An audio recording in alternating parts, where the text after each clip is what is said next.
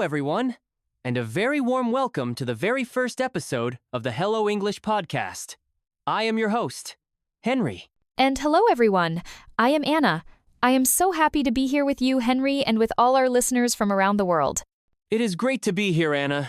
This is a very exciting day.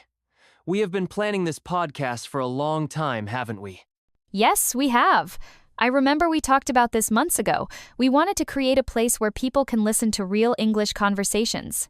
Not just textbook English, but the English people actually use every day. Exactly. That is our goal. We want to keep it natural, keep it relaxed, and help you get used to the sound of American English. So, for today's first episode, we thought we should start with the most basic thing of all. The beginning. The beginning. Exactly. How to start a conversation. How to say hello. You know, Henry, this sounds very simple. Everyone knows how to say hello. It is usually the first word we learn. That is true. But, even though it is simple, it is also where many people get stuck. They learn one way to say it, and they use that one phrase for their whole life. I know exactly what you mean. In school, back in Asia, our teachers taught us a very specific pattern. The teacher walks in and says, "How are you?" And the whole class stands up and says, Let me guess. I am fine, thank you. And you? "Yes, that is it. I am fine, thank you." And you? It is like a robot. Every student says the same thing. Yeah, we call that the textbook robot. It is not wrong, Anna. Your teachers were teaching you correct grammar. But in the real world, especially in the US, if you say that, people will know immediately that you are using a textbook. Because it is too stiff? It is a little stiff, yes, and it stops the conversation. If you say, I am fine, thank you, it sounds like you are closing the door. It doesn't invite the other person to say more. That is a great point. So, today, let's try to fix that. Let's talk about how to sound more like a native speaker when we greet people. So, Henry, if I see you in the morning, and we are friends, what should I say instead of, "How are you?" Well, if we are friends, and it is a casual situation, I usually use phrases like, how's it going? Or, how are you doing? How's it going? I hear that a lot in movies, but the pronunciation is tricky. It sounds like one fast word. How's it going? That is a great observation. When we speak fast, we connect the words. How is it going becomes, how's it going? How's it going? That sounds much more natural. And how should I answer that? If you ask me, how's it going? Can I say, I am fine? You can, but again, I am fine is a bit short. A better answer would be good or pretty good. Or, if you want to be really casual, you can say, not bad. Not bad. I like that one. It is very relaxed. It is. Not bad implies that everything is okay. Nothing amazing, but nothing terrible. Just normal. So let's practice that. Hey, Henry, how's it going? Pretty good, Anna. Thanks for asking. How are you doing? I'm doing well. Oh, wait, did you hear that? I said, I'm doing well. Is that okay? That is perfect. I'm doing well is a very nice, polite, and positive answer. It is actually better than I am good grammatically. But people say I'm good all the time too. Okay, so we have, how's it going, and how are you doing? What about the really short ones? Like just, what's up? Ah, the classic what's up. This is very American. You will hear this everywhere, especially among young people or close friends. Hey, what's up? But Henry, this one always confuses me. When someone asks, what's up? They are not asking about the ceiling, right? Haha, no, not the ceiling. They are asking what is happening in your life. Or, what are you doing right now? So how do I answer? Do I tell them my life story? Definitely not. If I say, what's up? You should usually say not much, or nothing much. That feels strange. You ask a question and I say nothing. It is a little strange when you think about it, but it is just a pattern. It's like a verbal handshake. A, what's up? B, not much. You? Same old, same old. Same old, same old. That is a funny phrase. It means nothing has changed? Exactly. It means my life is the same as yesterday. It is a very common way to answer when you are just passing time. Okay, so what's up is very casual. I should probably not use that with my boss? Please don't. If you walk into a meeting with the CEO and say, "Yo, what's up?" It might be your last day at work.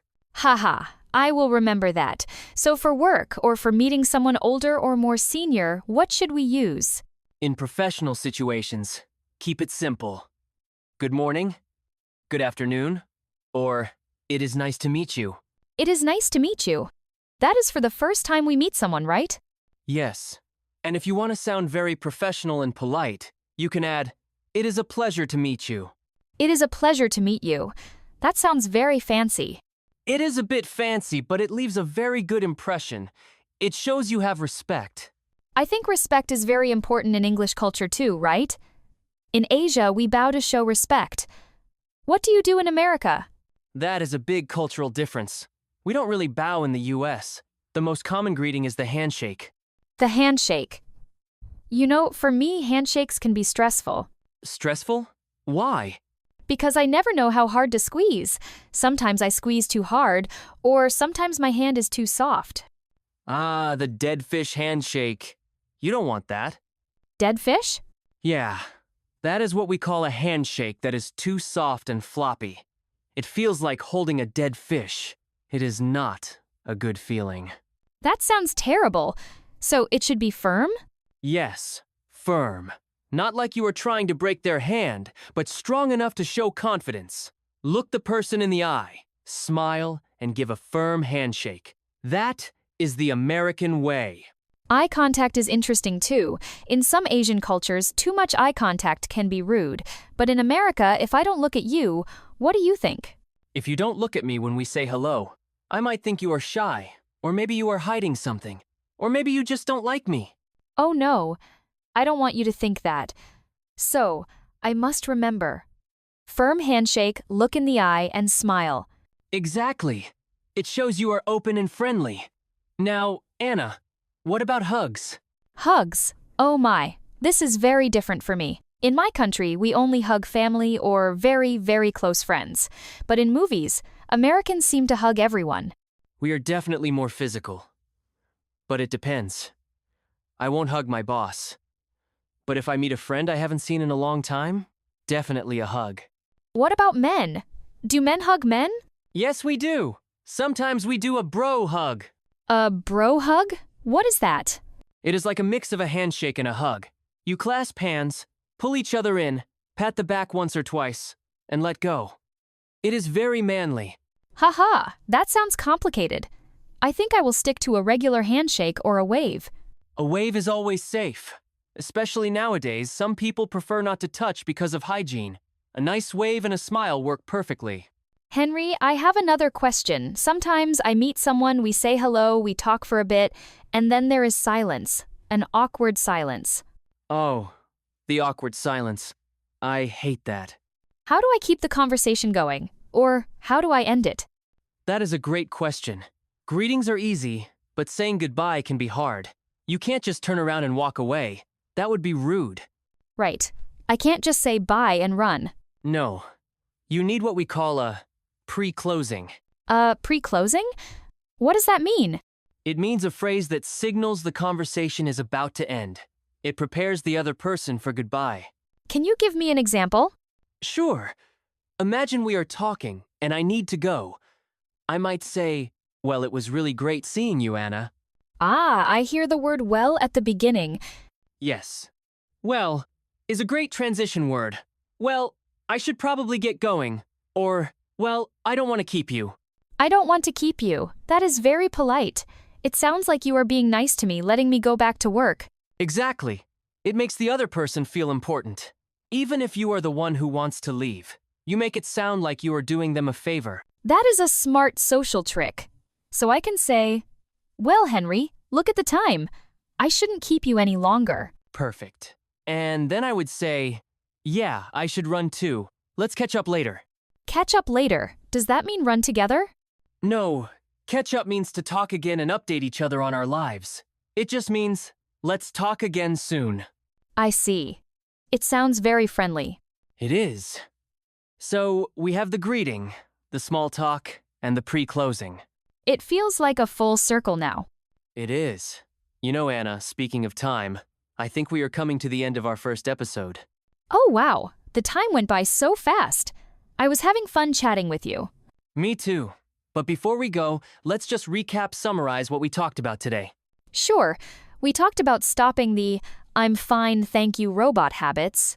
We learned casual greetings like, "How's it going?" and "What's up?" We talked about handshakes, no dead fish, and making eye contact.